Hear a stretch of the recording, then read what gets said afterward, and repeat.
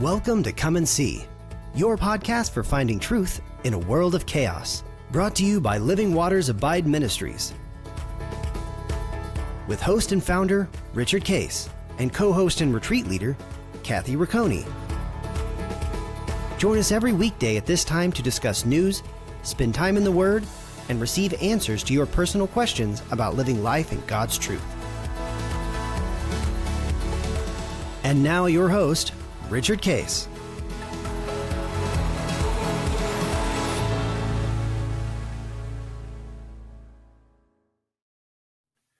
Well, good morning, Kathy. Good morning. Here we are. This will be airing the week between Christmas and New Year's. This is now Monday, the 29th of December. It's hopefully a big week for everybody to, kind of not have to go to work and enjoy the time with family and take trips and stuff. And our family is going to Mexico for the first time in between. Yeah, the Christmas whole and New gang Year's. too, right? Josh and Aiden are going to be down there. That's going to be a lot of fun. And they're going to have Aiden's girlfriend's family is coming. Oh, wow. And then Joshua's girlfriend is coming. So this is really a big trip for everybody. So this is a big trip. So this is, we'll be evaluating. Give a thumbs up or not, No, they are dating really beautiful kids. That's great. Great hearts. Love the Lord. And just fun. It's fun to see them go. We've had, we spent a week ago, we went to University of Wisconsin. And how was that trip? You did a football game too, right? We did, yeah. And nice. It was the first time in, 10 years that they beat a top 25 team. Wow. What a fun game to be at. And it snowed during the game. It was really interesting. So now, now that they won, Aiden said to Linda, "Well, you got to come back to every game now because you're the reason that they won." She was the good luck charm, huh? I said, I don't think so. But we had a good time. We had a good time with them and got to, just to be around, hang around, and have a good time. It was fun. And he, just Aiden is so blessed that his heart is he's such a good drummer and loves drumming, particularly worship. And he wound up with a big church there that he's now drumming regularly for them. And they travel around. They have a once a month big worship service at the university. Nice. In a stadium that kids just come. And he's drumming for that. Good for him. So he's having fun. And then he entered there was a food company in Wisconsin that sponsored a contest for business students to present food ideas. Right. And, here's an idea and here's how you'd make it. And this is how it would work and, get market information. So 30 groups entered this contest and Aiden's group won. Of course they did. Why doesn't that surprise me? Yeah. And out of that, their idea was such a good idea that the food company is now working with them to say, we'd like to fund you starting a little company to get this going. That's fantastic. So now, does he have good players around him for this? He does. Yeah. That's great.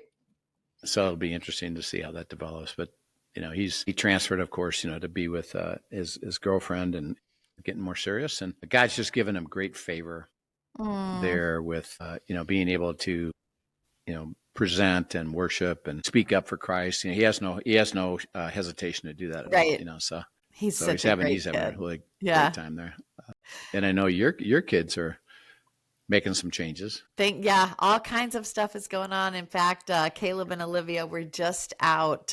We're taping this. When are we taping this? Like November 20th or something. Yeah. But they were just out in Oregon, apartment hunting. And she has determined, I haven't heard all the details, but she is going to go on staff at FCA in Oregon. So that's exciting. She's going to keep that up. They found a great apartment. Cost of living in Oregon is much less than it is.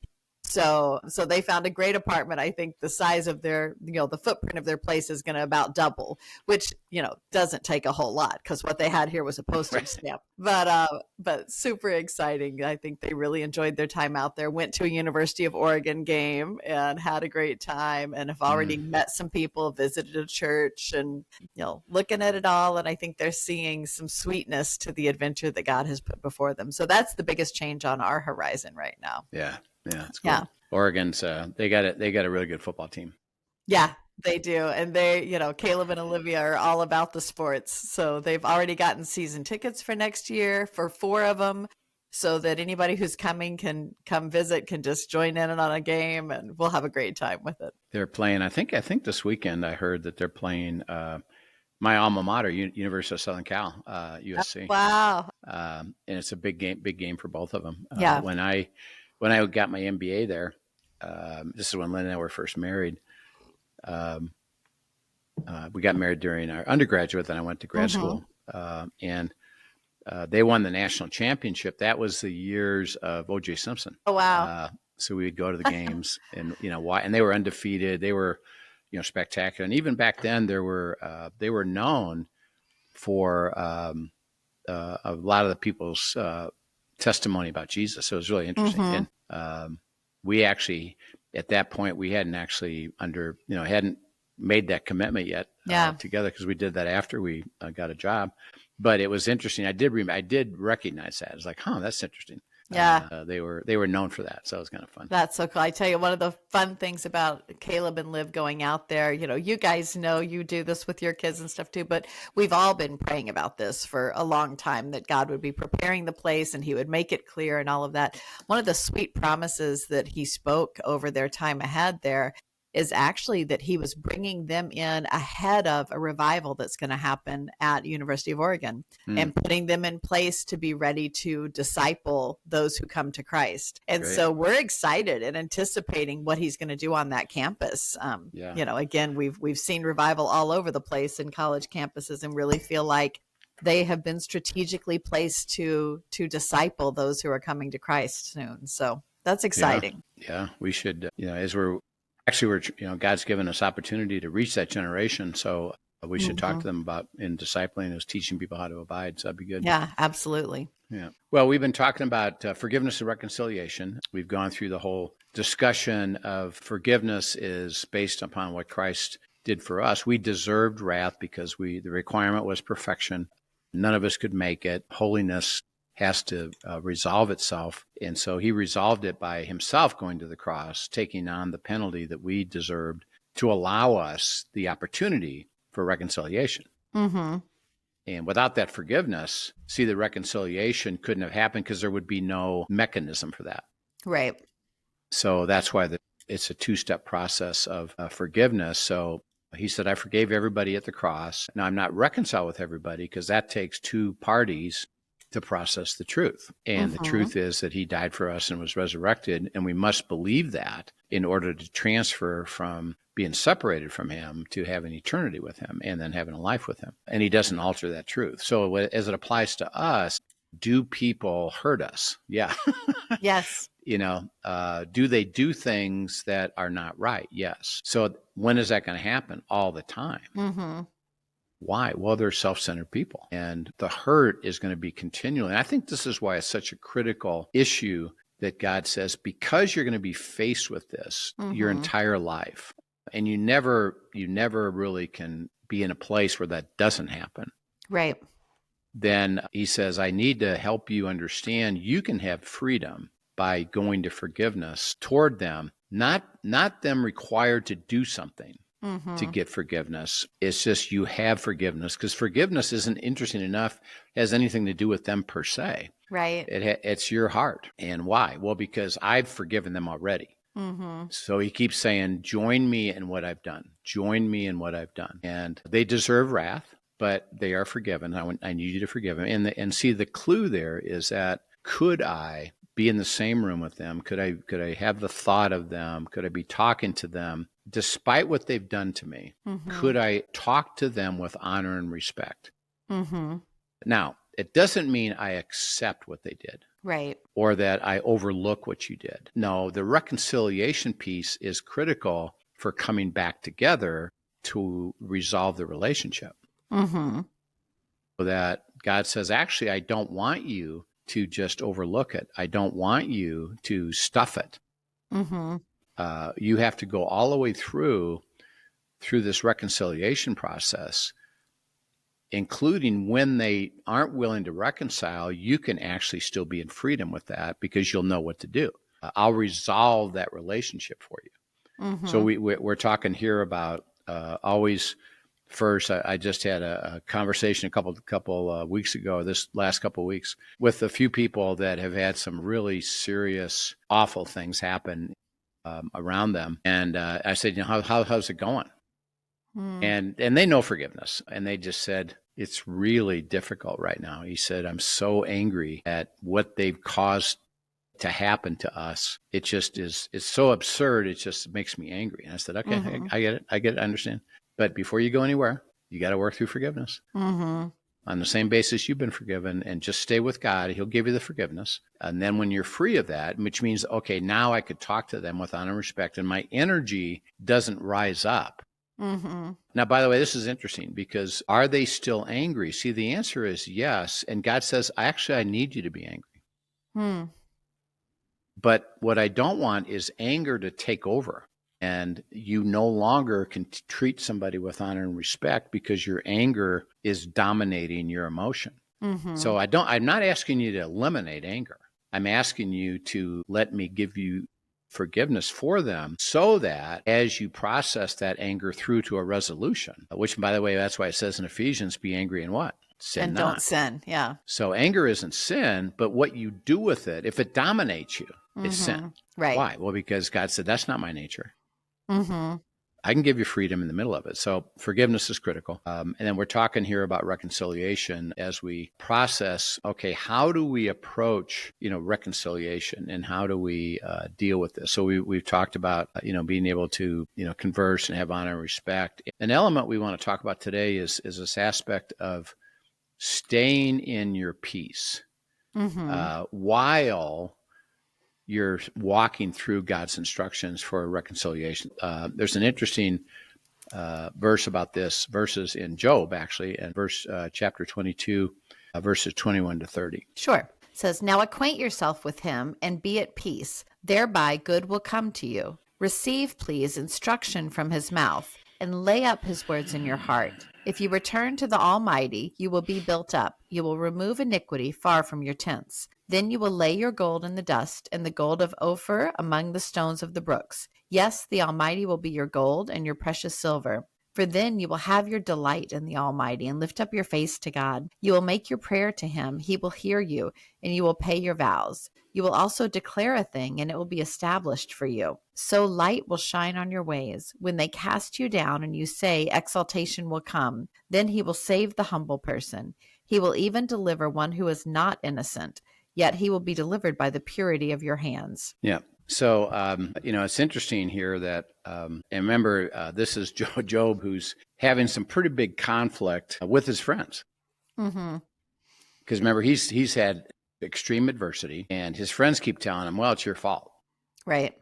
And if, and he was arguing that point. And they're back and forth. And then he comes to this interesting truth, and this is in the middle of all this. And this is, the Lord revealing something to him, is that, come into agreement with God and be at peace, and thereby good will come to you. So if we look at that just on the surface, come into agreement with who? With God. With God. Okay, so if I'm going to come into agreement with God, what do I need to know? What does God say, right? Yes, exactly. Yeah, I need to speak to you. And he said, your priority, and this is what he's trying to shift the whole thing for us, is I know you're trying to resolve this issue with this person, and they've hurt you, but before you work this through, the key is come into agreement with me, God speaking, by me speaking and you saying yes. And by the way, we'll see this later. It says about humility. See, humility is I have a willingness to come to agreement with God. It's kind of interesting. Right. And so I have a heart to do that. He says, then I will receive peace and good will come. Okay, now think about that. Just simple. You've got a conflict with somebody. It's real. They've hurt you and you're legitimately upset about it. God doesn't say stuff it. He said good will come out of it. Okay, now from your perspective, what would you like to have happen for the good? Resolution for justice to be. Yeah. Yeah, so and you said the right word. Interesting enough, you didn't say reconciliation. You said resolution, because I just want this resolved so that it no longer occupies my dynamic of life. And this hurt, injustice is now resolved because I've taken it all the way through to the end. He said, if you stay with me, you'll have peace, stay in peace, stay in shalom, and I'll bring good to you. I'll resolve it for you. And he said the key, as he's trying to unpack this, is he says, well, receive instructions, which I'll give you, and lay up my words where? In your heart. So I have to process. So as he said, well, you're not done with forgiveness yet. So let me take you through the truth of that. Now I'm going to show you how to process reconciliation. And I'll speak words to you and lay it up in your heart that come to me, and it'll all start to get resolved. Delight yourself in the Almighty. Okay, now what delights him? It's agree with God. Yeah. And see, it's not a tacit agreement. Okay, fine. It's not that at all. It's working it through. Are you truly understanding that, yes, I see that, I understand that, and I'm there? He said, delight yourself with God. You can pray to him, and your prayers are authentic. I still struggle with, or how come, or they did this, or I don't see where justice is going to be served. He said, keep doing it. I'm going to hear you. You keep saying you're going to follow me. That when you say pay your vows, it's I'll stay with you. Okay. And then you'll get the decision decided, and it will be established for you. And light will shine on the way. Okay, now what do you need? The way. Right. To what? Resolution. Who knows the way to resolution? God does. I think he does. He said, so get in the habit of seeking my way. And by the way, it's unique to every situation. That's why we can't say, well, here's the 3 things you go do to determine your way is, I don't know your way. I don't know how you work through to reconciliation. I don't know how you set up a boundary. I don't know when God says, dust off your feet and let it go. And see, that's not ours to know, but I can walk with you. What? Let's go seek God's way. Why? It's going to resolve it. Yeah. And this is, he goes back to verse 21. The good's going to come. For whose benefit? Mine. Yeah. I love, even in verse 26, it says, for then you will have your delight in the Almighty and lift up your face to God. Yeah. And I think that's an important instruction in that as well, because that's where are your eyes? Are your eyes on God and what he has to say and his resolution and where he wants to lead you? Or are your eyes on the problem itself? And when we get distracted by what's around rather than fixing our eyes on him, that's when we get into trouble. And so there's some real beautiful instruction just in that, delight in him, fix your eyes on him, lift up your eyes. That's where your gaze is supposed to be. And this is then, it's your communication with him. You're praying with him. He is establishing your way, and he's literally going to light the path before you as how you walk into this resolution. But if your eyes are anywhere else, you will miss it. Yep. And he says that you'll know the path, which will be resolution for you. Now, because you're dealing with another party, and at the moment, see, they haven't gone to a process of saying, I'm willing to agree with God, because they're still resisting you, or they're still hurting you, or they don't care, or they're defending themselves. And God says, well, what you will do is that a truth is true. And that is this: if you have a heart to come to agreement with me, you'll get completely resolved for your benefit. Okay. So if that happens for me, what would be my heart toward the other party that would happen to them? What does it require? Right. Humility. A willingness to agree with God. And that's what we're trying to get to in reconciliation is, do you have a heart to go? Let's walk together. I'm not going to sugarcoat the truth, but we're going to process the truth so that we can come back to a full reconciliation, or they stay prideful. And he said, now, if you're humble and you could treat somebody with honor and respect, the probability increases that they could actually become more humble than they are. If you go back at them hard, actually, you're pushing them the other direction. Yeah. So he's saying that it's all about the heart. You stay in that softness. You stay. I'm going to resolve it for you. And we're going to talk more about this. So it doesn't mean, by the way, it'll be reconciled. Right. Because why? It takes 2 parties, and that takes free will. And we can't dictate that. Even God doesn't do it. He doesn't force them to. I mean, if he could, and think about it, he says, it's not my will that any perish and not be reconciled with me. Right. I've forgiven everybody, and it's not my will that any would perish and not be reconciled with me. But does he then force everybody to reconcile? No. Because what? You got to process. You only can come to me if you believe what I've done. If you don't, I can't change that. Right. So resolution does not mean necessarily reconciliation. Mm-hmm. Now, we're in the process of reconciliation, which would be ideal. Can we talk to somebody through it and share our thoughts about this? But he said the key for us is to stay in that peace. So, Heavenly Father, we just lift this up, this beautiful little passage out of Job that just tells us that our posture, as Kathy said, is to really just lift our face to you, look to you, hear from you. The good will come. Help us stay in peace while we're going through this process. May we stay humble with a heart to come to agreement with you, which means you have to speak and we have to receive it and we have to say yes to it. And so we just pray that you give us that wisdom, you give us that understanding, and recognize that it is a process and you will guide us to the very good. And we thank you in Christ's name. Amen. Amen. Well, thanks so much for this conversation. Thank you for joining us, listeners. If you have questions from today's broadcast, send them in to us at questions@abideministries.com, and we look forward to seeing you next time. Yep, we'll see you then. Thank you for joining us for today's episode of Come and See, your podcast for truth in a world of chaos. Brought to you by Living Waters Abide Ministries.